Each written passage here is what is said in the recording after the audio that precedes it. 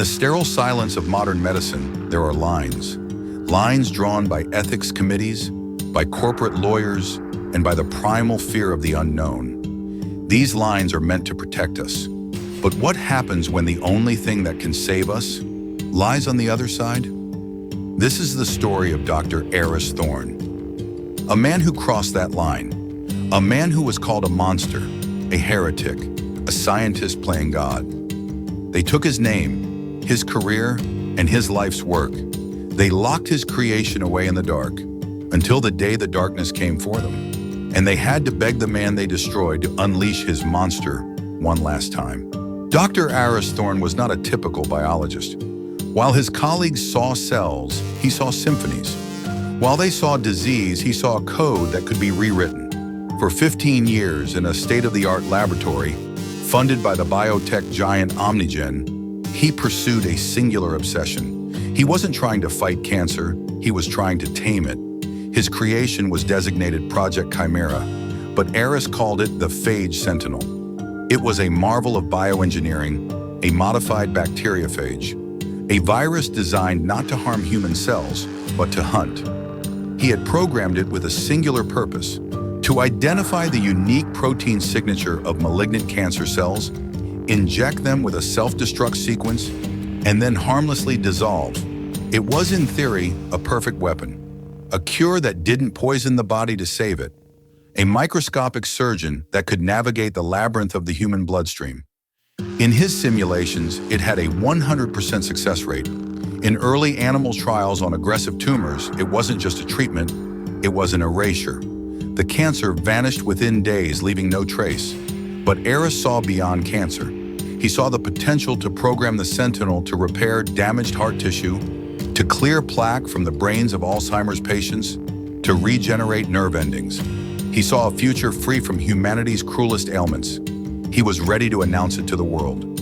He was ready to begin the final push for human trials. He was, however, profoundly naive about the world he was about to face. The presentation took place in Omnigen's primary boardroom, on the 50th floor, a glass cage overlooking the city. The board members, clad in expensive suits, listened with a mixture of awe and apprehension. But one man's face was a mask of pure contempt. That man was Julian Croft, the CEO. Croft was a man who saw the world not in symphonies, but in spreadsheets.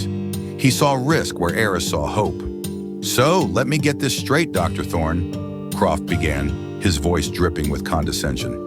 "You have created a programmable, self-replicating virus, and you want to inject it into human beings." Eris tried to explain, "It's harmless to human tissue, Julian. The fail-safes are absolute," Croft scoffed. "Fail-safes? In nature? You are talking about releasing an artificial life form into the most complex system we know. You're not just crossing a line, you're playing God with our company's reputation on the line." The ethics committee chairman, a nervous man named Dr. Wells, chimed in. "The potential for unintended mutations, for the virus to jump species. It's a Pandora's box, Eris." Eris looked at their faces, a sea of fear and willful ignorance. "But the alternative," Eris pleaded, his voice cracking with passion, "is to let millions die from chemotherapy, from radiation, from diseases we know we can cure." The final word came from Croft cold. Final. Project Chimera is terminated, effective immediately. Your lab will be sealed, your research confiscated under corporate mandate, Dr. Thorne. You're fired. Eris was escorted from the building like a criminal. His lab, his sanctuary, was sealed with heavy magnetic locks. His life's work, vials containing the potential to save mankind, were cataloged and buried in a sub-level cryo-storage unit, labeled Biohazard, Do Not Resuscitate. The world celebrated the decision. News outlets praised Omnigen for its ethical restraint. Dr. Eris Thorne was publicly shamed, his name becoming a cautionary tale for ambitious scientists. He lost everything. 5 years passed. Eris Thorne became a ghost. He took a quiet job as a lab technician at a community college. A man with a galaxy in his mind, forced to teach teenagers how to use a microscope. The fire in his eyes had dimmed to a flicker. He watched from the sidelines as Omnigen released new, profitable but ultimately conventional cancer drugs that offered patients a few more months, a few more painful breaths. The world forgot about the man who wanted to play God. Then the storm hit. It started as a cluster of cases in Southeast Asia, a novel, brutally aggressive form of pancreatic cancer. It didn't respond to chemo, it ignored radiation. It metastasized with terrifying speed. They called it Hades carcinoma. Within a year, it was a global pandemic, not contagious, but spontaneously appearing in populations worldwide. It was a genetic phantom, a nightmare that medicine had no answer, for life expectancy from diagnosis was less than 6 months. The world was gripped by a new kind of terror, and one of its latest victims was a Lara Croft, Julian Croft's brilliant, vibrant 20-year-old daughter. The irony was Shakespearean. Julian Croft, the man with all the money and power in the world, could only watch as his daughter withered away in a private hospital wing, a victim of the very plague his company was powerless to stop. He threw billions at research, poaching the world's best oncologists. They all came back with the same answer. There was no hope. It was Dr. Wells, the former ethics chairman, now a hollowed-out executive haunted by his past, who finally broke. In a late-night desperate meeting, he whispered the name Julian Croft had tried for 5 years to forget. "There might be one way," Wells said, his voice trembling. "It's not a treatment, it's a Pandora's box. But your daughter is dying, Julian." Croft's journey to that community college was the longest of his life. He found Eris Thorne cleaning slides in a dimly lit prep room. The once proud scientist looked up, his face etched with a weary surprise.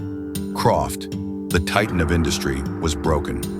There was no arrogance left, only the raw desperation of a father. "Thorne, Eris," he stammered. "I was wrong. I was a fool. My daughter, Ilara, she has the Hades carcinoma. They say she has weeks left. Please, I'm begging you. Can your creation, can it help her?" Eris looked at the man who had ruined him. He saw the years of lost research, the millions of lives that might have been saved. The anger was a cold, hard knot in his stomach. He could have said no. He should have said no. But then he saw the image of a dying girl, and the scientist, the healer within him, made the choice. "It's not a monster, Julian," Eris said, his voice quiet but firm. "And it's not a miracle. It's just science. Get me into my lab, now." What followed was a covert operation. Bypassing official channels, Croft used his executive override to unseal Lab 113. The lab was exactly as Eris had left it, a time capsule of a shattered dream. Working with a skeleton crew of trusted scientists sworn to secrecy, Eris retrieved the phage sentinel from cryostorage. For 72 frantic hours, he worked without sleep, calibrating, testing, adapting the virus's code to recognize the unique signature of the Hades carcinoma. He was finally home. They brought Ilara to the sealed-off lab. She was pale, weak, but her eyes held a spark of defiance. Eris knelt by her bedside. "This is going to feel a little strange," he said softly, "but you have to trust me." With the entire future of medicine resting on a single syringe, Eris Thorne injected his life's work into the dying girl. The first 24 hours were tense. Her fever spiked. But then the monitors began to change. Her vital signs stabilized. The biomarkers for the cancer began to drop, slowly at first, then rapidly, as if an invisible army was winning a war inside her veins. On the third day, the scans came in. The lead oncologist stared at the screen, his mouth agape. He called another doctor over. Soon, the entire team was huddled around the monitor, looking at images that should have been impossible. The tumors were gone, not shrinking, not in remission. They had been erased. By the end of the week, Ilara Croft was sitting up in bed, color returning to her cheeks. She was laughing. Julian Croft wept openly, unabashedly, holding the hand of the man whose life he had destroyed. The news could not be contained. The story of the secret cure, of the disgraced doctor, exploded across the globe. Eris Thorne was no longer a pariah. He was a savior. A week later, Julian Croft stood before the world's media. He looked older, humbled. For 5 years, he announced, his voice broadcast on every screen, I allowed fear and pride to blind me. I was wrong. The man who saved my daughter, and who will now save the world, is Dr. Eris Thorne. Omnigen is placing an unlimited budget in all of its resources at his disposal. We are not just reopening his lab, we are building an entire institute around him, the Thorne Institute for Genetic Healing. Eris watched from the side of the stage, not with triumph, but with a quiet, solemn sense of purpose. Justice had been served, but he knew this was not an ending. It was the beginning. The line had been crossed. The Pandora's box was open, and inside, for the first time in a long time, humanity could find hope. The courage to innovate is often met with the fear of change, but progress is never made by staying within the lines. It's made by those brave enough to redraw them. If you believe in the power of stories that challenge our world, consider subscribing to Ethical Enigmas. There are many more lines to explore.